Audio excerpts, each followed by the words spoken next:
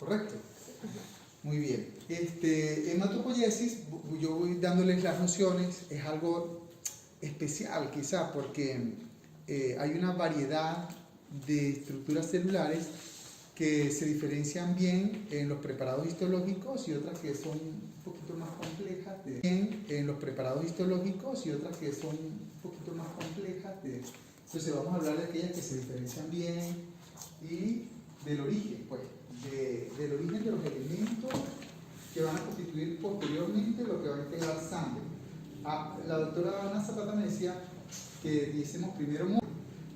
La doctora Ana Zapata me decía que diésemos primero músculo para que empalmemos hematopoiesis con sangre.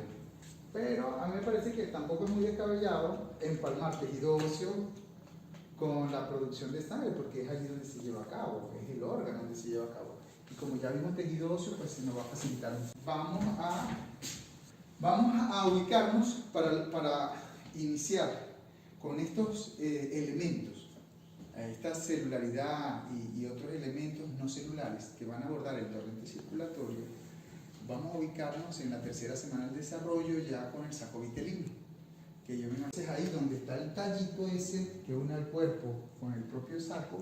Entonces se van a ir formando a esa semana algunos elementos de la sangre, ¿sí? Como cuáles, ¿no? Como los eritrocitos, por ejemplo. Pero entonces, nosotros hablamos de que hay actualmente el conocimiento de que una célula pluripotente, una célula madre, con la potencialidad de dar origen a una variedad de células, hasta que este precursor puede dar origen a células que son multipotentes. Y hay un marcador, puede dar origen a células que son multipotentes. Y hay un marcador en la superficie celular que es los clústeres de diferenciación, 34, porque este tipo de celular se parece mucho a un linfocito, ¿sabes? Es una célula redondeada con un núcleo bastante grande, indistinguible prácticamente morfológicamente. No es un linfocito, oído, no es un linfocito, no es la que se parece, ¿me entiendes? Esto es como que si tuviese de repente desde lejos ves venir a un orangután y crees que es un hombre, ¿verdad? De saber qué es, mirando los marcadores que están a nivel de membrana. Y si tiene el marcador CD34 es una célula madre. Progresivamente ellas van dando origen a otras como ella para tener así un pool, vamos a decir, un pool de esa célula. Pero se va comprometiendo. La palabra es comprometer. A un linaje celular hay una tendencia. Entonces ya esa célula ya no va a formar, por ejemplo, no va a formar una neurona o no va a formar un osteocito, no. Va a formar hacerse células unipotentes. Entonces ya esta célula unipotente, si está comprometida de esta célula multi, ya se compromete a formar solamente elementos de la sangre, entonces ya sabemos que no va a ser célula hepática o célula muscular o neurona, no, elementos de la sangre. Eso se entiende. Hay un complejo pluripotente hasta las unipotentes, ¿sí? Por supuesto, esto es donde se requiera. Pero al principio entonces tenemos la proliferación de estas células pluripotentes y después multipotentes a nivel del saco vitelino. Entonces, a la cuarta más o menos. Entonces, a la cuarta más o menos, tercera, cuarto mes. Ahora, la propiedad de transformar a células de la sangre ya la toma el tejido hepático. Y a partir del séptimo mes, la médula ósea. ¿Se entiende? Y a partir del séptimo mes, la médula ósea. ¿Se entiende? O sea que hay una primera siembra de estas células que van a conformar lo que son, por ejemplo, los glóbulos rojos y los glóbulos blancos. ¿Entendido? ¿Dónde se asienta? En el saco vitelino. ¿Sí?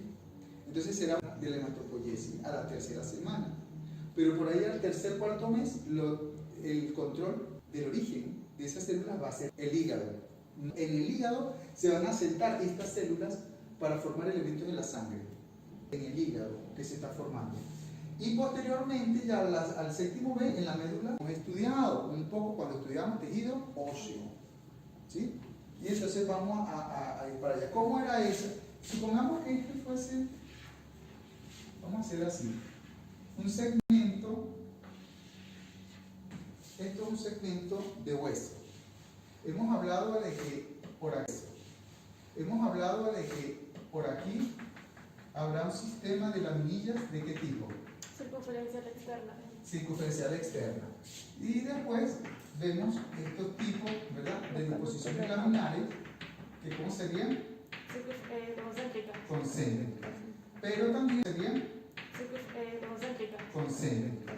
Pero también hemos dicho que entre una concéntrica y otra está el sistema intersticial. ¿Y por aquí qué hay? Circunferencial interna. Muy bien. ¿Y aquí afuera qué hay? Periodo. ¿Y aquí adentro? Endostio. Ya tenemos eso en la mente, ya podemos ver que esta sería la parte, vamos a decir así, esponjosa, ¿sí?, del hueso, y esta sería la parte compacta. ¿Se acuerdan? Bueno, en esta parte esponjosa, entonces, interiormente se van a formar un tipo de vasos llamados, vamos a ver, voy a dibujar uno, pero imagínense que hay varios. ¿Cómo está constituido este vaso sinusoide? Por una célula endotelial que es un epitelio simple, plano, ¿se acuerdan? Sí. Vayan dibujándolo para que ustedes se acuerden después de todo eso. Cuando presenten su examencito, sea más fácil. El sinusoide está recubierto por unas células reticulares. Ahora, ¿qué hay? ¿Sobre qué estructura descansa? ¿Sobre qué estructura descansa? El epitelio.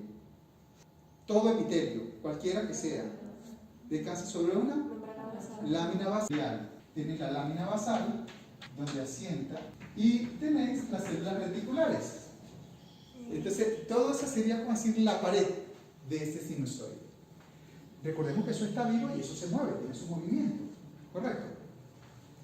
¿Sí lo pueden ver ustedes allá atrás? ¿Ven bien? Dibujar, deberían dibujar. Si no ven, se acerca un poco. Entonces, células reticulares están por fuera. Esta sería una y esta sería otra.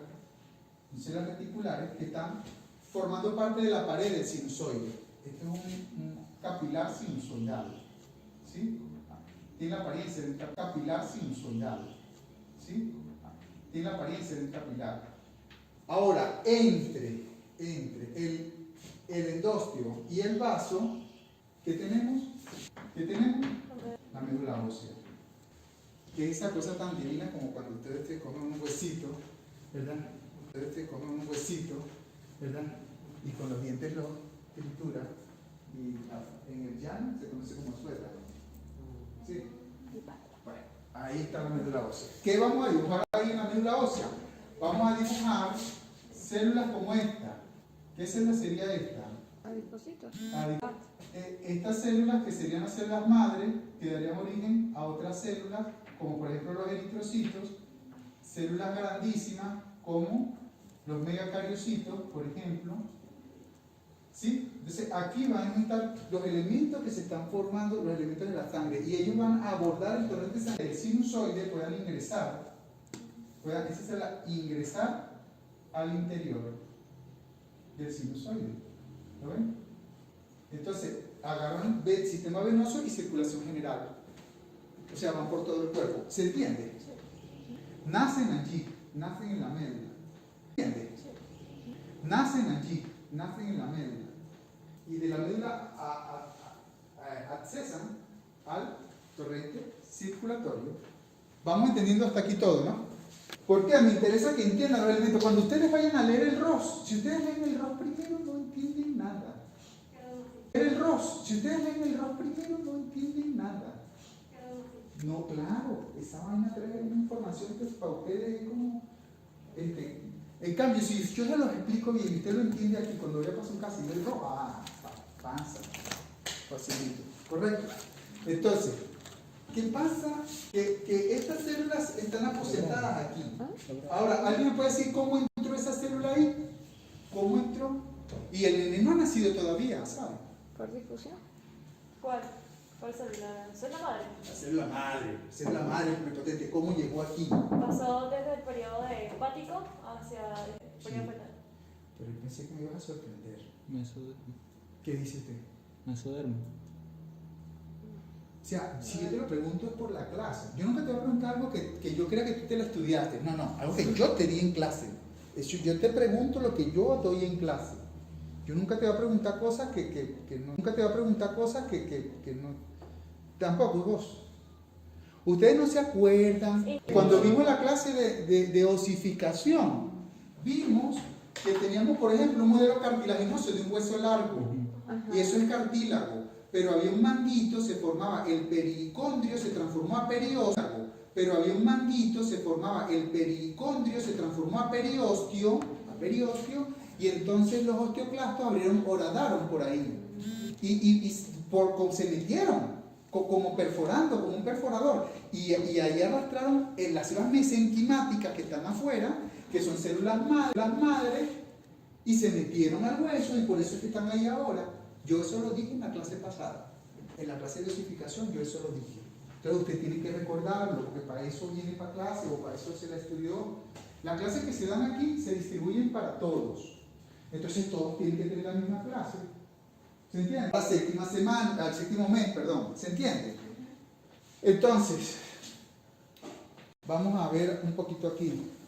Tienes que primero células mesenquimáticas se apostaron, ¿en dónde? En el saco vitelino. Ese sería un periodo de la hematopoiesis. Primero la hematopoiesis, pues es el proceso de formación, desarrollo y maduración de los elementos formes de la sangre a partir de un precursor común. Eso se denomina teoría monofilética. O sea, a partir de un elemento. ¿Qué elemento es? La célula madre pluripotente, ¿verdad? Entonces, ¿qué elemento es? La célula madre pluripotente, ¿verdad? Entonces, de ahí va a ser común para todos los elementos de la sangre que se van a formar, ¿correcto? Entonces, pero la parte que me interesa a mí de la definición es formación, desarrollo y maduración. Con los linfocitos pasa algo particular, por eso yo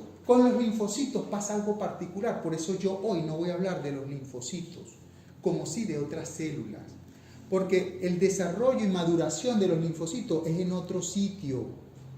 Ahí hablamos del timo. ¿Me estás entendiendo? En cambio, los elementos que voy a hablar hoy son elementos que se forman maduros. Eso tenemos que tenerlo muy claro. Tenemos células totipotentes.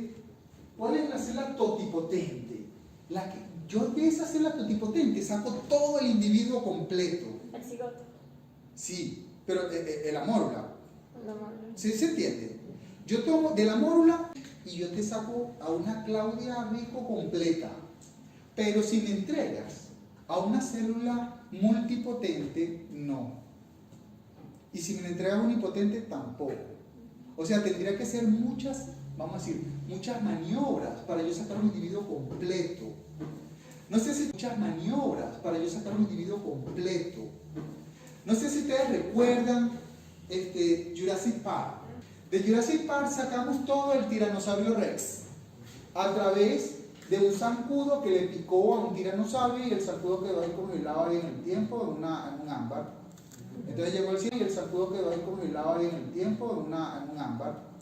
Entonces llegó el científico, sacó la sangre y de la sangre que le había chupado, entonces sacó a todo el tiranosaurio Rex. Pero tuvo que haber hecho miles y miles y miles de cosas. Era más fácil tomarlo de la mórula del tiranosaurio Rex para sacar todo el tiranosaurio Rex. Entonces, totipotente saco a todo el individuo, ¿sí? Si yo lo tomo del blastocito, no es igual. Si yo lo tomo de un periodo más desarrollado, es una célula madre, pero ya no es totipotente. Eso es lo que te quiero decir, ¿sí? O como fue la oveja Dolly, pues, por ejemplo. Para la oveja. Hay que hacer una serie de maniobras.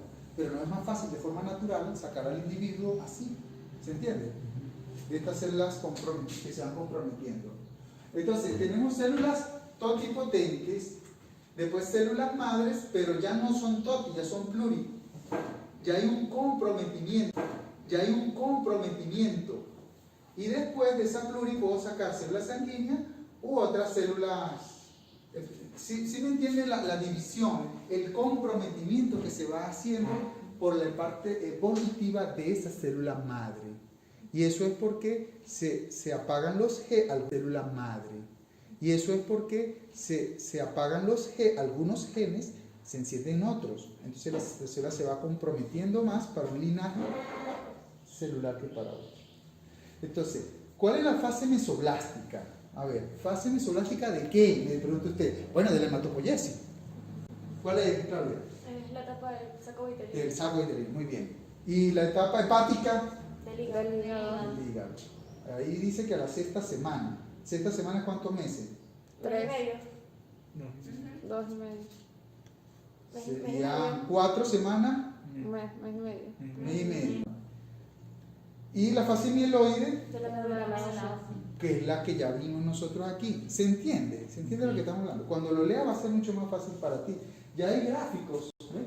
Entonces, por ejemplo, el saco vitelino ya está formado y todo este periodo durante 3 meses, claro, a los 3 meses ya menos, ya casi no, el saco vitelino ya no está, pues. No está la forma de la hematopoiesis allí, pero toma el control a los 3 meses o un poquito antes el hígado y el vaso. Entonces sería hepatoesplénico, ¿sí? Y después a los 5 o 6 meses, entonces, ¿sí? Y después a los 5 o 6 meses, entonces toma el control la médula ósea. Médula ósea. Una forma como se descubrió esas células pluripotentes es porque yo tomaba, por ejemplo, un ratoncito. Yo tengo un ratoncito y el ratoncito le saco médula ósea. Y el ratoncito le saco médula ósea con una inyectadora y la guardo. Tomo ese ratoncito y le doy radiaciones, ¿sabes? Esas radiaciones acaban, destrozan la médula ósea, rayos X. O sencillamente la playa que acoge sol. Las radiaciones le están dando un cáncer arrecho ahí, pero a la gente le gusta esa vaina, no sé por qué. Y se toman fotos orgullosos en la playa con madre sol ahí bronceado. Bueno, esa vaina destruye los elementos formadores, son muy sensibles a la radiación. De hecho, nosotros en quirófano, para amarilla u otro elemento, ponemos unas lámparas UV, ultravioleta. Y con eso yo desinfecto el quirófano. Nada más con prender la lámpara ultravioleta. Entonces lo dejo ahí por 2 o 3 horas y yo sé que ahí no hay bacterias porque el ADN lo ha roto todo. Entonces, bueno, imagínense cada chica quedando en la playa con el ratón. Ok. Una vez que ya sé que el ratón recibió esa radiación ultravioleta o lo saco de ahí de la playa, entonces ya yo sé que no tiene médula, el ratón se va a morir. Entonces, ¿qué hago? Le inyecto un poquito de lo que yo le había sacado antes. ¿Qué le había sacado antes? Entonces, él no se muere, pero yo lo sacrifico a los días. Y le estudio el hígado. Pobre gato. Y le estudió el vaso, y le estudió la médula ósea, porque como él no tenía nada de nada, y cuando yo le hago ese estudio, yo observo que empezó a fabricar los elementos de la sangre en el hígado, ¿se entiende? Y en el vaso. Entonces yo estudio, yo saco esas células y las estudio, y me doy cuenta que son células madre.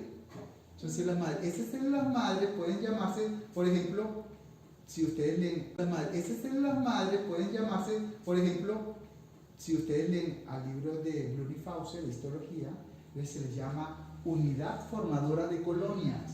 ¿Dónde forma la colonia? La formó en el vaso o la formó en el hígado. UFC, unidad formadora de colonias. Entonces, habrá unidades. Entonces, fueron aquellas que yo estudié en el vaso del animal de experimentación, cuando se entiende. Entonces ustedes van a ver esa palabra, unidad formadora de colonia, y ustedes van a decir, ¿pero por qué unidad formadora de colonia? Ah, porque el profe Reyes me lo explicó.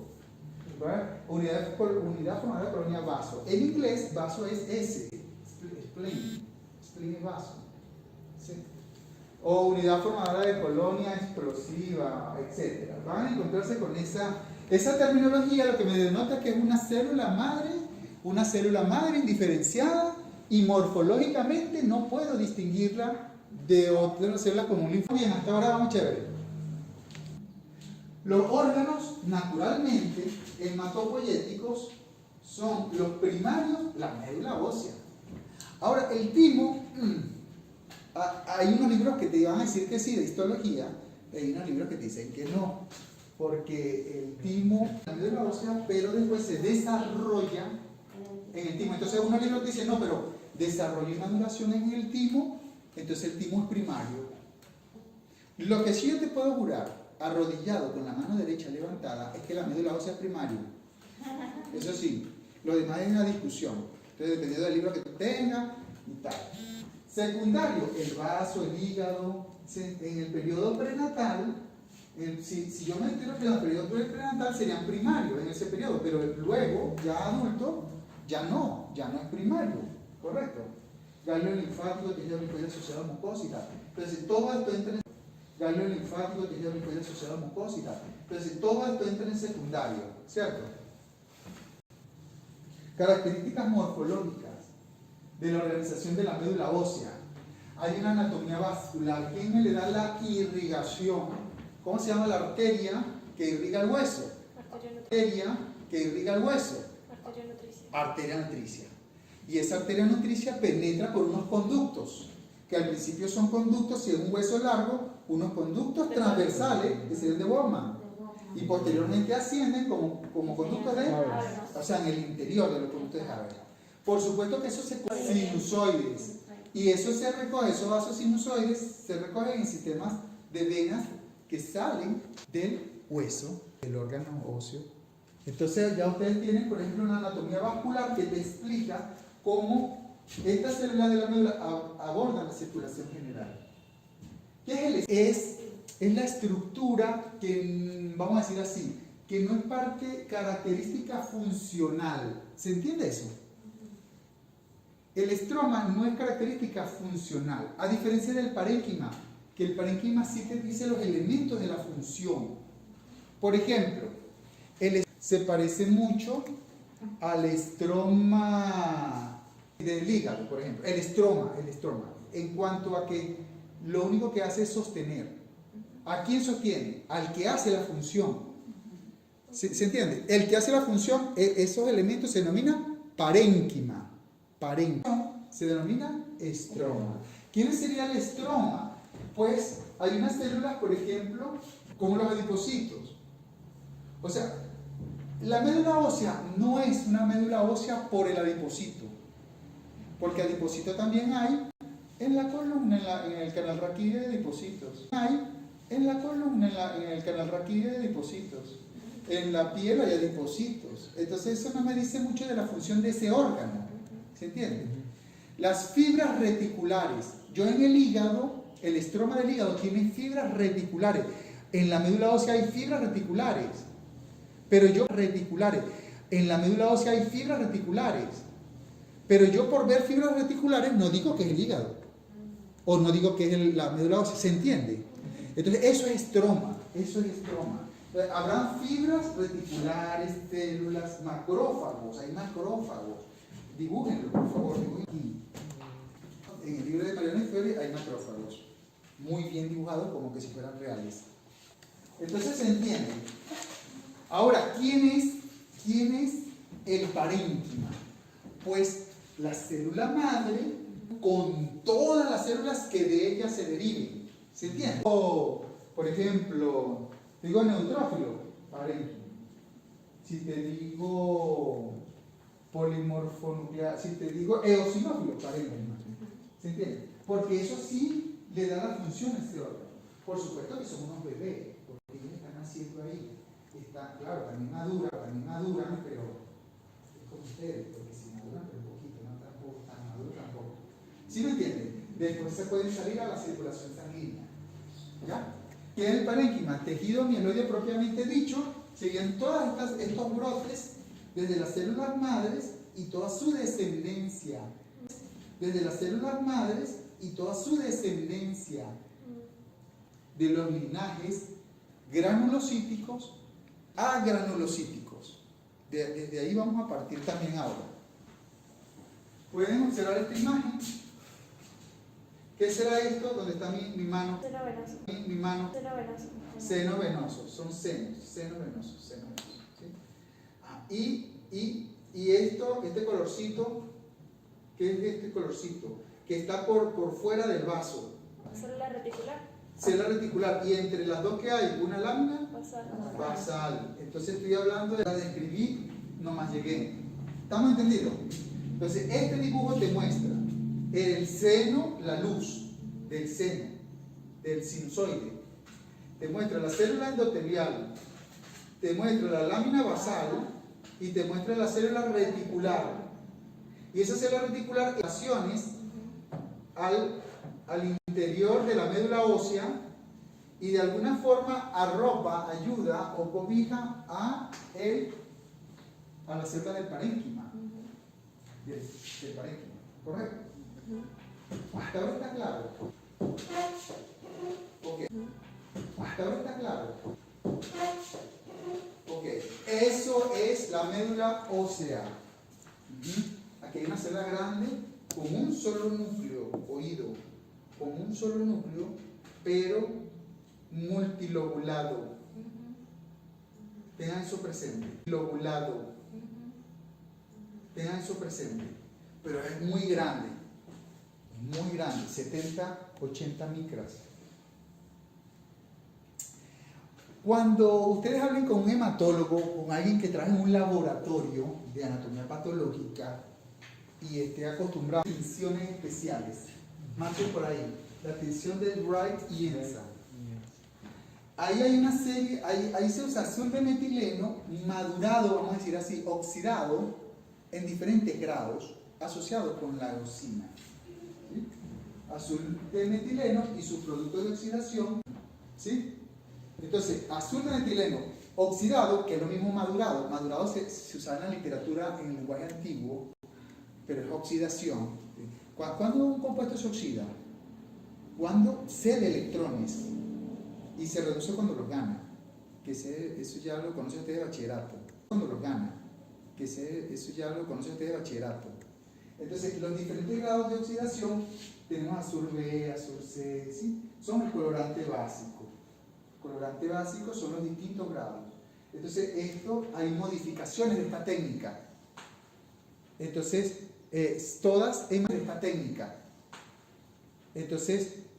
todas emanadas de la investigación Romanowski. Entonces, siempre que se trate de elementos sanguíneos, esto gusta de usarse como técnica. ¿Okay? Bueno, esto es un poquito más de lo mismo. Esto ya es la realidad. Ya entramos en el laboratorio y ya tenemos los cortes de médula. Entonces, ¿qué son estos espacios?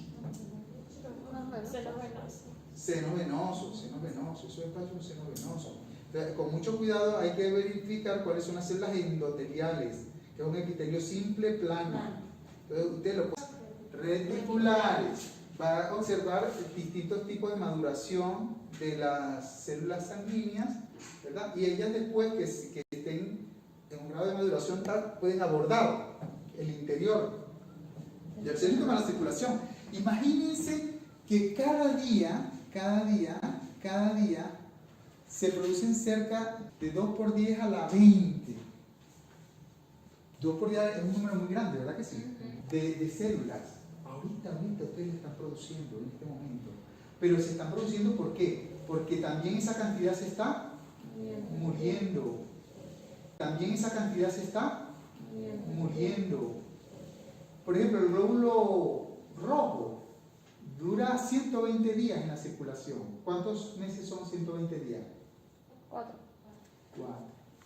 Entonces, ahí se muestra una cantidad tan importante y usted tiene todos los días que producir eso, producirlo para poder abastecer. Ellos van a morir en el hígado. En el hígado son destruidos y el hierro se usa para fabricar más. Pero inclusive ustedes pueden ver que hay pacientes con anemia, donde la disminución de la hemoglobina es importante. Yo, viejo con anemia y que todo lo demás esté bien, no voy a pensar en parásito, voy a pensar que tiene un tumor. Entonces hay que estar pendiente con eso, ¿correcto? Bien, bueno, ni se diga los de defensa, los neutrófilos, polimorfonuclear, ya vamos a hablar de eso. En los órganos hematopoyéticos, la eritro sería la formación de glóbulos rojos, trombopoiesis sería la formación de las plaquetas, granulopoiesis. Tenemos dos tipos, vamos a decir, dos grandes grupos de células blancas. granulocitos y agranulocitos.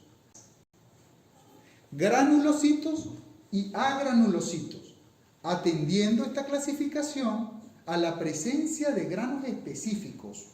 ¿Se entiende? Si tiene granos específicos que yo pueda con el microscopio visualizarlos, son granulocitos. Y si son visualizarlos, son granulocitos. Y si son células blancas, son leucocitos, pero no lo observo granos específicos, entonces serían agranulocitos. ¿Ya?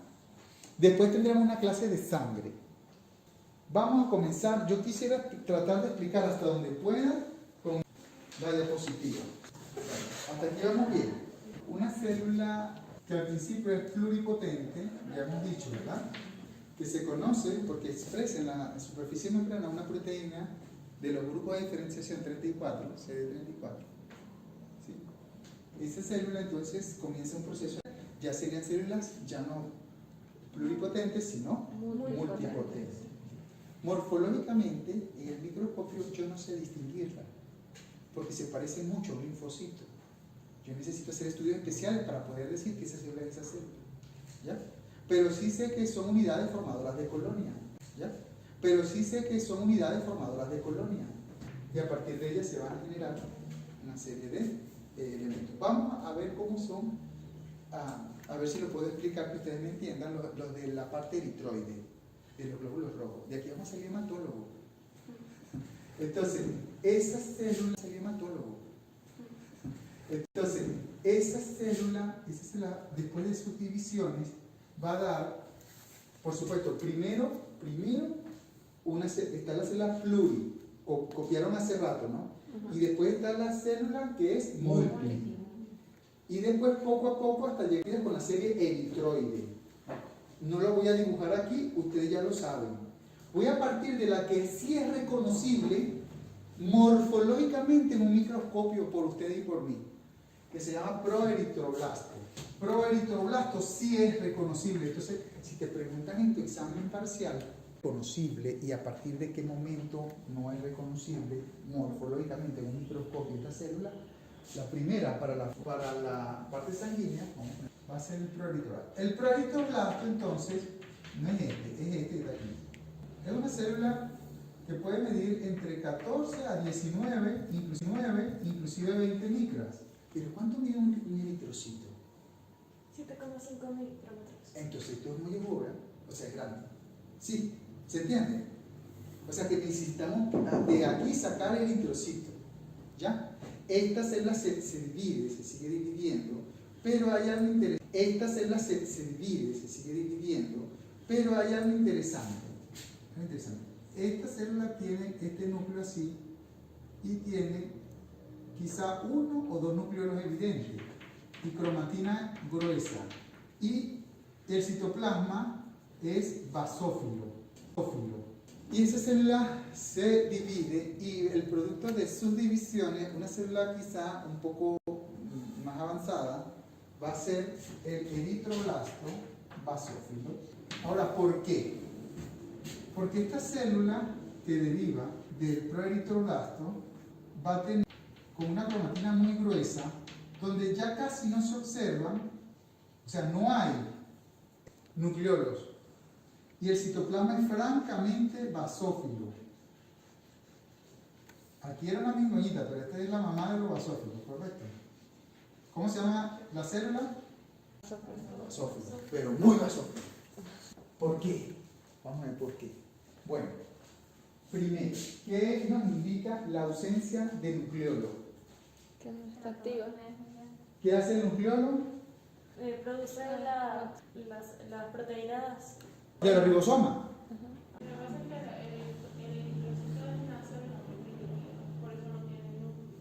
Claro, ya vamos para allá. En las aves sí. En las aves, usted agarra un gallo, una gallina, o un pajarito y le busca el oro y tiene un núcleo ahí chico y compactado. Pero eso no hace nada. Si no hay nucleolo, las ribonucleoproteínas que eran son las que son, pues. Ya no sintetizamos más. Hay suficiente ribosoma. Ahora mi pregunta es para ustedes, ¿ribosomas libres o asociados a membrana? ¿Qué me dice usted? ¿Qué dicen por allá? ¿Usted? libres, ribosomas libres, porque estas no son células libres, ribosomas libres, porque estas no son células secretoras. Si fueran células glandulares, vaya, pero esto es para guardarlo ahí, lo que se fabrique se queda guardado. Es una bolsa, porque después va a perder el núcleo, queda una bolsa, ya no es célula, si pierde el núcleo no es una célula. Pero una bolsa que tiene ¿qué? No es célula, si pierde el núcleo no es una célula. Pero una bolsa que tiene ¿qué? Hemoglobina. Entonces, ¿qué es lo que hay mucho? Ribosoma libre. Y le da el color a la tinción del citoplasma. ¿Se entiende? Si usted lo cuento más bonito. Es basófilo porque tiene afinidad por el colorante básico, que son los derivados oxidados del azul de metileno, pero no porque tenga el retículo endoplasmático rugoso muy desarrollado, que era lo que estábamos acostumbrados. Aquí no, aquí es porque tiene muchos ribosomas. Te van a agarrar con eso en el examen y tú vas a hacer más pila porque eres alumno mío. Entonces te van a poner el examen. Es muy basófilo porque tiene gran desarrollo del retículo endoplasmático rugoso. Tú pones que sí, y no, es falso. Rugoso casi no tienen, sino que los ribosomas son libres, no están asociados a membranas, son polirribosomas. Son polisomas, pues. Son polisomas, pues. Son complejos grandes que están sintetizando proteínas para quedarse dentro de la célula, no para exportarla como lo hacen las glándulas. Las glándulas es lo que fabrican cosas para botarlas. Esto no, esto lo fabrica para guardarlo, para que se quede ahí. Que son la globina, que es una proteína, que son la globina, que es una proteína, que como el grupo E va a formar la hemoglobina. También. Esas son las características que usted le va a ver al... Él se sigue dividiendo y dando más eritroblastos basófilos. Pero en la división de esas hay más proteína que ribosoma. ¿Se entiende? Ya los ribosomas no se están sintetizando, ya no tienen los nucleolos. ¿No ven que ya no tienen los nucleolos? Entonces, el colorcito, ¿cómo va a ser ese color? ¿Quién me dice? Va a comenzar a cambiar y se va a convertir en eosinófilo. Basófilo. Va a tener una parte basófila y una parte eosinófila. Exacto.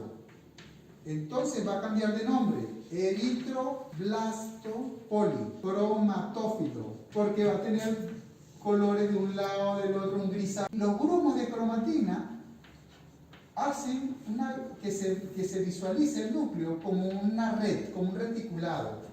Entonces vas a tener un colorcito por aquí y un colorcito por acá, o un verdoso por aquí, vamos a poner así, un grisáceo por allá. Entonces, policromatófilo. ¿Cómo se hace el núcleo? Cada vez más pequeño, más condensado. ¿Se entiende hasta ahora la explicación? Llega un momento en que la cantidad de hemoglobina es mucha. Con las divisiones subsecuentes no queda ribosoma. Entonces adquiere el color propio porque se ha llenado de globina, el color propio, color verde que va a tomar el eritrocito y el núcleo muy condensado, pequeñito.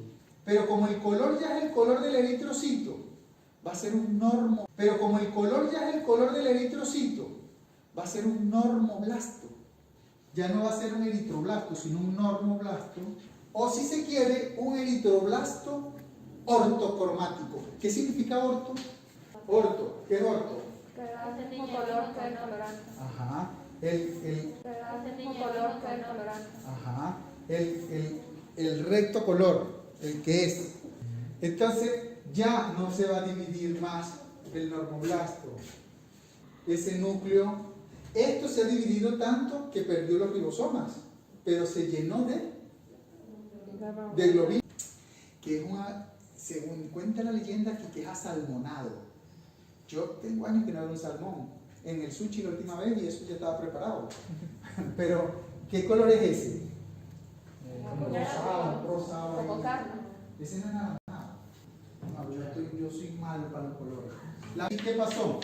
Expulsó el núcleo, que se lo va a comer quién que está aquí, como caimán en bosque caño. Macrófago. Se lo va a comer el macrófago, mira, ahí está, con esa bocota ahí. ¿Se entiende? El macrófago es parte del estroma de la metastasia. Hasta aquí estamos entendiendo el asunto. A ver, imagínate esta cosa, que quedaron unos resticos por allá de ribosomas, por ahí, por un sectorcito por aquí chiquitico, así, un poquito. Entonces, a partir de ese reticulado, con la tinción, parece una red, se va a llamar reticulocito. Y ese reticulado, ya este sí mide 7 micras, pero imagínate cuando comenzó, era casi 20.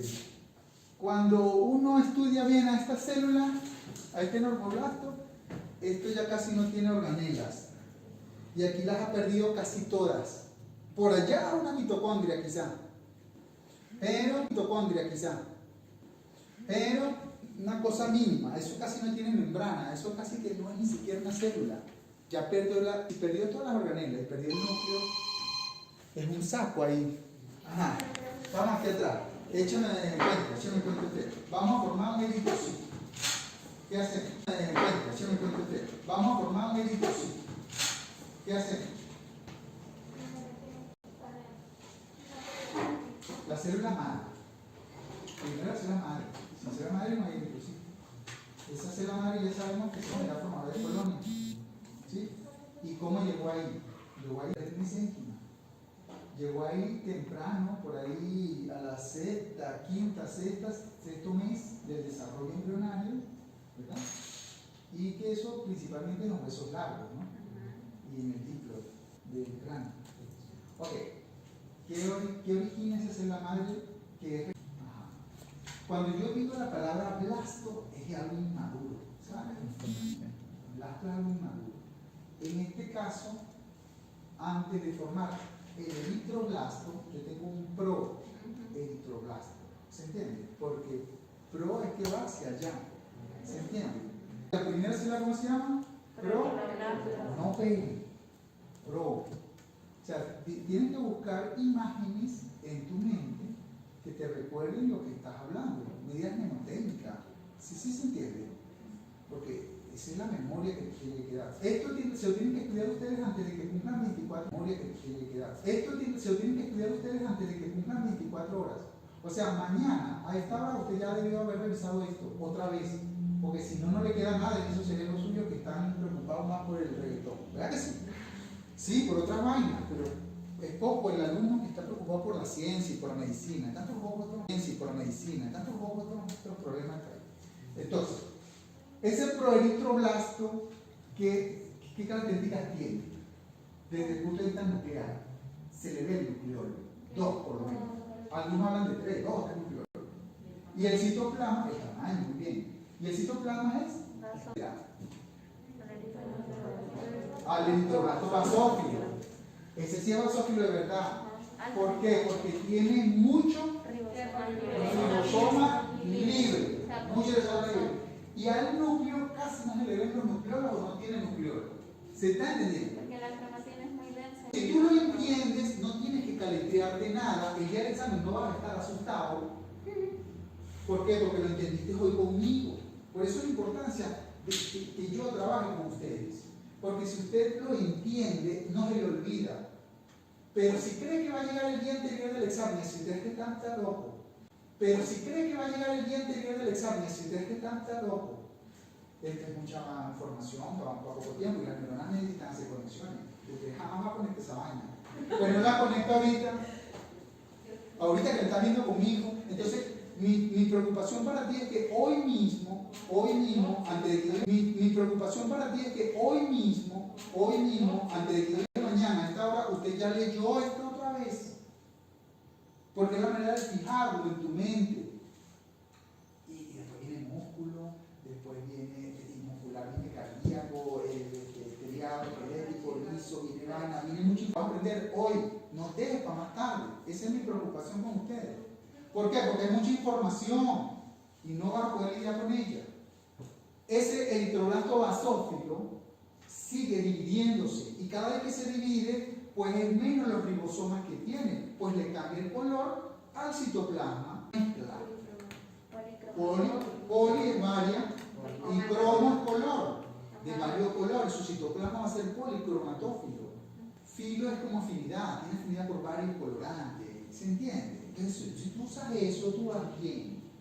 Ese núcleo cada vez más pequeño, esas células cada vez más pequeñas, cada vez más pequeño, esas células cada vez más pequeñas porque esas células se están dividiendo. Y se va a ver como una red por los grumos Como de un la reticulado, el cromatina. núcleo se ve como un reticulado. Por los grumos de la cromatina. Por los grumos y la cromatina, muy bien, excelente. Llega un momento en que de tanta división y que ya no se producen ribosomas y ya los ribosomas ya no están, y que ya no se producen ribosomas y ya los ribosomas ya no están, ¿verdad? Entonces comienza a tener el color más preponderante, es el de la globina, de la proteína globina que forma la hemoglobina. Y es un colorcito como el collar de Hales. Entonces ese es el verdadero color. ¿Cómo se denomina verdadero? Orto. Sería ortocromático, ¿verdad? Sería ortocromático o normoblasto. Y ese normoblasto expulsa el núcleo. Ya no se divide más, el normoblasto ya no se divide más. Ese expulsa el núcleo y se transforma en un reticulocito más, que se pueden ver, pero como unos puntitos chiquiticos.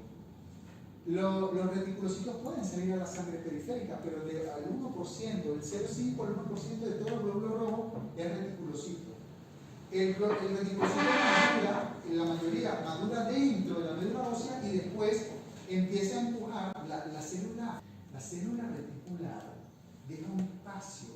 Entre ellas se tapan la pared del sinusoide, pero pueden dejar un espacio y en ese espacio comienza a empujar la célula, en este caso el glóbulo, empieza a empujar la lámina basal y empieza a empujar la lámina basal.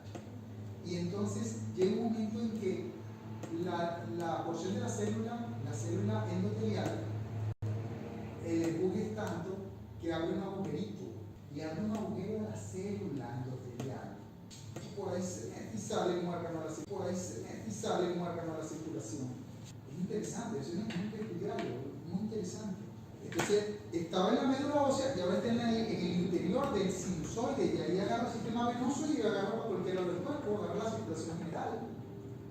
Porque él empujó sobre la pared del sinusoide y le abrió como un poro. Qué interesante el asunto. ¿Estamos claritos aquí? Esta es la célula madre pluripotencial. Mira forma de recordar. La célula madre comprometida, eritroide. Esta va a ser muy potente. Esta célula es una célula madre, pero ella no va a dar glóbulos blancos. Ella está comprometida con los glóbulos rojos. Entonces ella está comprometida, muy potente. Entonces tenemos el proeritroblasto, es la primera célula morfológicamente diferente. El eritroblastófilo, policromatófilo, ortocromático y el reticulocito, pero ya ustedes lo saben, más bonito aquí. Policromatófilo, ortocromático y el reticulocito, pero ya ustedes lo saben, más bonito aquí. Dígame. O sea que la única célula que nosotros vamos a poder diferenciar en el microscopio es el proeritroblasto. A partir de ahí para abajo, usted morfológicamente, el microscopio puede de aquí para abajo identificar toda esta vaina. Antes Usted no puede de aquí para arriba. Okay. Abajo identificar toda esta vaina. Antes Usted no puede de aquí para arriba. Okay. ¿Entendido? Porque todas son esféricas con un núcleo, una relación núcleo-citoplasma. Ahí pueden verlo. Fíjate cómo los dibujos de cromatina se van engrosando. Fíjate, este es el proeritroblasto. ¿Cómo es su citoplasma? Aquí el eritroblasto debería ser más intensamente teñido, pero la célula es más pequeña, fíjate.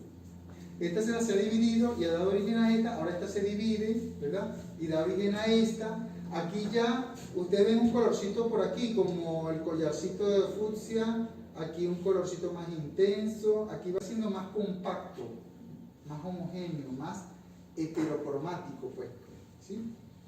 Y ya este es el colorcito salmonado ese que ustedes dicen, sería un normoblasto. Un normoblasto, el núcleo bien condensado hasta que lo expulsa. Y cuando lo expulsa por allá quedan algunas ribosomitas, porque acuérdense que esa expulsión hace que esto se colapse un poco, ¿sabes? Imagínense que eso está ocurriendo y eso es dinámico. Ok, entonces más o menos esa es la historia. Ahí hay otro ejemplo. Listo. Ahora, me interesa que recuerden la evolución. Ahora,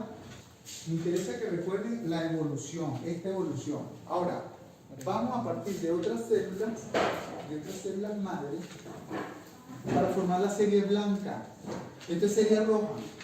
Ahora vamos con la serie blanca, que es tan difícil. Pero vamos a ver si nos sale bien. Partimos de una célula madre, morfológicamente indiferenciada. Su característica es basófila aquí, ¿verdad? Y aquí tiene su cromatina. Entonces, esta será células, unidades formadoras de colonia, pero va a formar de una naturaleza y la otra de otra. Entonces, esta célula va a dar origen al mieloblasto. Si el blasto es inmaduro, pero este mieloblasto que voy a desarrollar a continuación va a ser el origen morfológicamente diferenciable para los granulocitos. Ya vamos a ver qué son los granulocitos. ¿Por qué? A ver, vamos a ver si lo recuerdan según la clase de hoy. ¿En base a qué se divide granulocito a granulocito? ¿En base a qué? ¿Pero cuáles gránulos? ¿Pero cuáles gránulos? ¿Estamos entendiendo? Pregunta de examen. Ya estamos en el examen. Imagínense que ya llegó la fecha. Granos específicos, no se les olvide. Van a ser granulocitos y a granulocitos no por cualquier grano, que tienen varios granos, sino por los granos que se denominan específicos. Anoten eso, anotenlo por ahí para que no se les olvide. Esta célula, esto va a ser en este caso un promielocito. Mieloblasto va a dar origen hacia la formación de un mielocito. ¿Se entiende? Aquí tenemos mieloblasto, promielocito, la célula madre, ya lo hemos hablado. Ahora, esta célula promielocito va a empezar. Voy a hacerlo un poquito más grande. Esta célula también mide 20 micras y aquí vamos a tener el aparato de Golgi. El aparato de Golgi que ustedes conocen tiene una cara cóncava y una cara convexa. Por la cara cóncava van a aparecer unos granos azurófilos. ¿Se acuerdan del azul? O sea que se van a pintar con el colorante básico. Esos granos azurófilos son los primeros que aparecen, que nos avisan que van a ser los primeros que aparecen, que nos avisan que van a ser la serie granulocítica. Pero escúchenme, pero es inespecífico. Ya vamos a ver esa palabra nos viene fastidiando y yo me la voy a aprender hoy. Estos no son específicos, estos son primarios, granos primarios azurófilos. ¿Qué tienen los lisosomas? Pues proteínas ácidas, hidrolasas ácidas, ¿sí? Si ustedes tuviesen ácidos nucleicos, ¿qué colorante le gusta? Ajá. ¿Y qué color se ponen? Azules. Ahora, si tú tienes ácidos, ¿qué le va a gustar? ¿Qué color? Lo básico. ¿Se va a pintar de? Azul. ¿Entienden? Muchachos, por eso es que histología, si tú la razonas, es muy fácil. Ahora, si tú crees que te la vas a caletrear, ahí está problema. No, caletri no funciona. Entonces, los grandes son los primeros que aparecen, o sea, que son lisosomas. Anota toda esta vaina. Están presentes en los promielocitos y esta célula se sigue dividiendo y produce los mielocitos. Y en el mielocito aparecen los granos específicos, ya no primarios, sino los específicos. Se forman más granos azurófilos. Entonces tienes a la célula, ¿verdad? Tienes a la célula, tienes su núcleo, tienes aquí el Golgi, el aparato de Golgi, lo es. Pero en su cara convexa, ahora aparecen granos específicos. ¿Cómo eran los azurófilos? Mira cómo son los azurófilos y mira cómo son los específicos. Ve el tamaño. Con las sucesivas divisiones ya no hay tanto grano azurófilo, ¿se entiende? Y llega un momento en que los específicos son mayores, también se los denomina secundarios. Pero tienen una serie, esos granos tienen una serie de compuestos que dependiendo de la célula, el contenido del grano. O el grano te dice la célula que es. Si ese grano, yo le coloco la tinción de azul, de Romanowski, el Wright y Jensen, y ese grano no le gusta, no toma el colorante, esto va a seguir evolucionando. Yo voy a pasar la evolución más rápida para no detenerlos tanto. ¿Qué sucede aquí? Su núcleo se ha compactado y ahora el núcleo está arriñonado. Cuando es así, el núcleo arriñonado como una herradura, se denomina banda o callado. A ver, ¿por qué es callado? ¿Porque está callado? No. ¿Qué es callado? Es una vara que utilizaban los pastores para... Eso, es la vaina esa que cae a José cuando anda con María por ahí el niño el burro. José cae en un callado, que es un palo que termina en una curvatura aquí, como un bastón.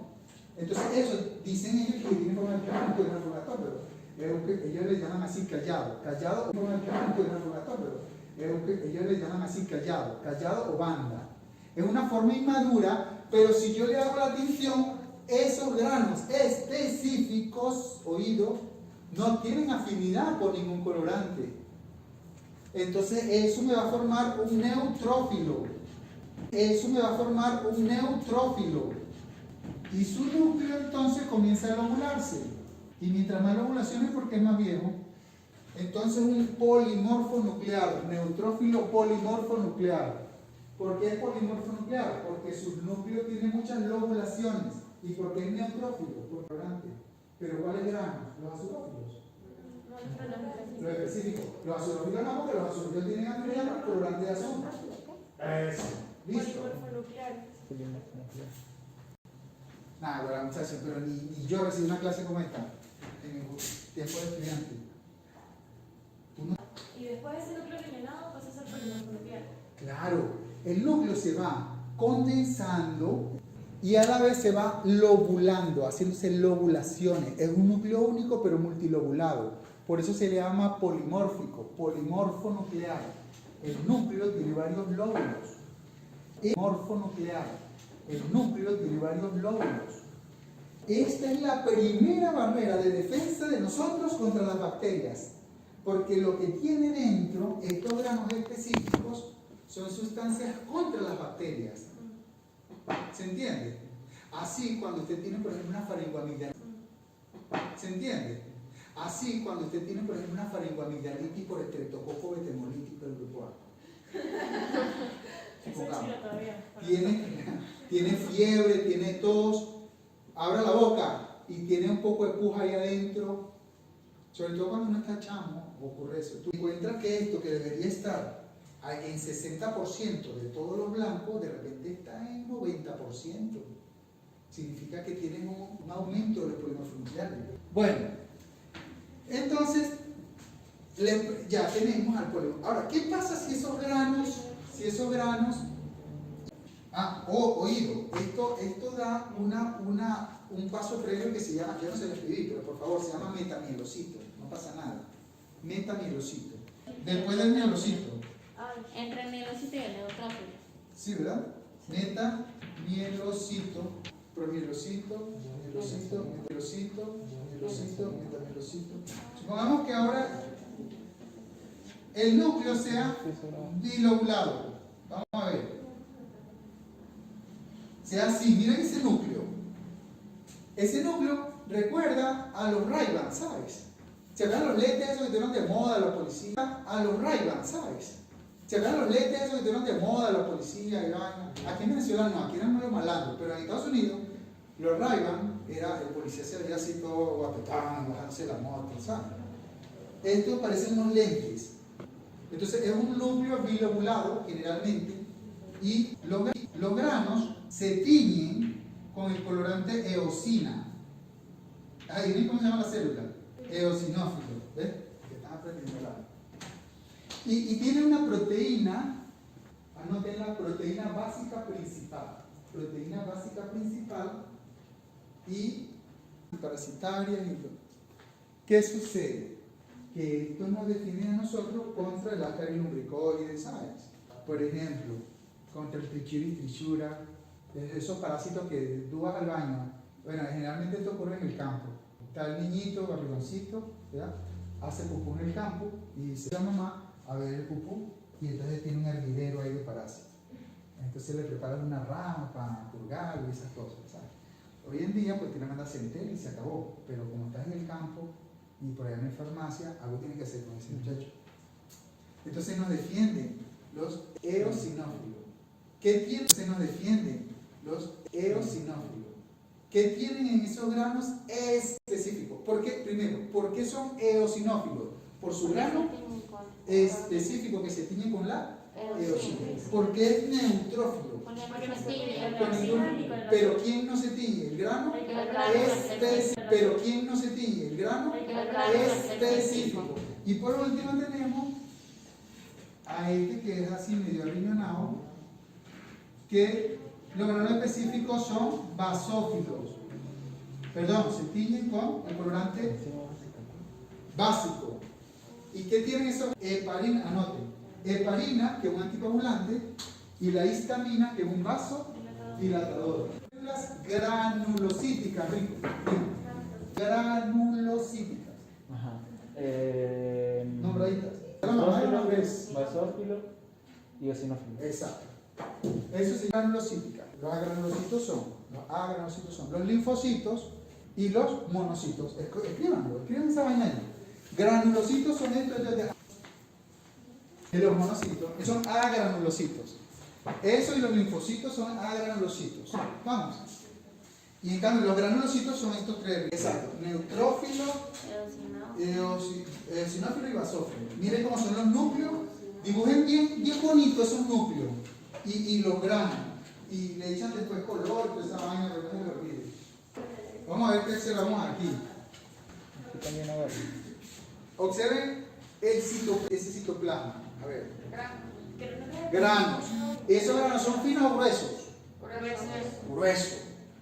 ¿Qué contienen esos granos? Histamina y heparina. ¿Lo ven? Esos granos son tan gruesos que dificulta ver el núcleo. ¿Están observando? Sí. Dificulta ver el núcleo. ¿Sí o no? Sí. ¿Son gruesos o son finos? Sí. ¿Qué color son? Eosinófilo. ¿Cómo se llama la célula? Exacto. Muy bien. Y este colorcito, el citoplasma, esto tiene granos.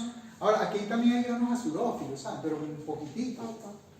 Ellos son pocos porque de tanta división quedaron muy poquitos y ellos se y esto es un monoblasto. Este monoblasto da origen a los monocitos. Los monocitos dan origen a los macrófagos. Entonces, estos son agranulocitos. Estos son granulocitos, estos son agranulocitos. Porque no hay granos específicos. No hay grano específico. No es que no tenga granos, sí tiene granos, pero no son específicos. Puede tener granos azurófilos, no pasa nada. ¿Ya? O sea que la clasificación en granulocito y agranulocito es por el grano específico. Eso lo preguntan todos los años en teoría. Así que si ustedes lo aprenden hoy, no tienen que volver a estudiar más. Eso lo preguntan todos los años en teoría. Así que si ustedes lo aprenden hoy, no tienen que volver a estudiar más. Bueno, y hay esta célula madre, que es una célula madre comprometida como unidad formadora de colonia para megacariocitos. Y entonces, esta célula origina un megacariocitoblasto cuyo núcleo va a entrar en continua división, mira esta cosa, sin cariocinesis y sin citocinesis. ¿Me estás entendiendo? Sin separación del núcleo, sin separación del citoplasma. ¿Estamos claros o no? ¿Estamos entendidos?